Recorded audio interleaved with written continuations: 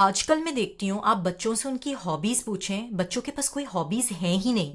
And the only time I so even adults, یعنی کہ جو بڑے لوگ بھی جو ہیں، بچے ہی نہیں صرف، جنہوں نے کوئی ہابی اگر اڈاپٹ کی بھی تھی تو وہ کووڈ کے ٹائم میں کی تھی، بیکاز ٹائم تھا لوگوں کے پاس. اور ٹائم تھا نہیں، مجبوراً ٹائم زیادہ تھا بیکاز کچھ اور کرنے کو نہیں تھا. لیکن افسوس کی بات ہے کہ جب پہلے آپ زمانے میں لوگوں سے پوچھتے تھے تو لوگوں کے پاس واقعی میں کوئی کچھ کام کرنے کو ہوتے تھے، ہابیز ہوتی تھیں. لوگ کہتے تھے ہم گارڈننگ کرتے ہیں، کچھ لوگوں کو ریڈنگ کا شوق ہوتا تھا، بڑی بیسک سی بھی ہابیز ہوتی تھیں. نٹنگ ہے، یا جو ہے کروشے ہے.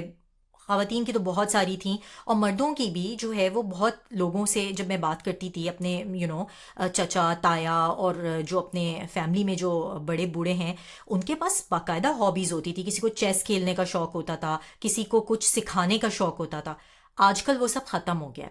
اور اس کا امپیکٹ ہماری لائف پہ یہ ہو گیا ہے کہ اس گیجٹ کی وجہ سے Amazon, Temu, AliExpress, all these things have become so accessible کہ by the click of a button ہم وہ چیزیں خرید لیتے ہیں. اب آپ کہہ رہے ہیں کہ ہابیز سے میں ایک دم سے اس پہ کیسے جمپ آن کر دیا میں نے، وہ یہ کہ ہابی جب انسان کے پاس ہوتی تھی تو ٹائم جو ہے اس کا ایک صحیح یوٹیلائزیشن ہوتی تھی، ٹائم کو صحیح طریقے سے ہم یوز کر رہے ہوتے تھے.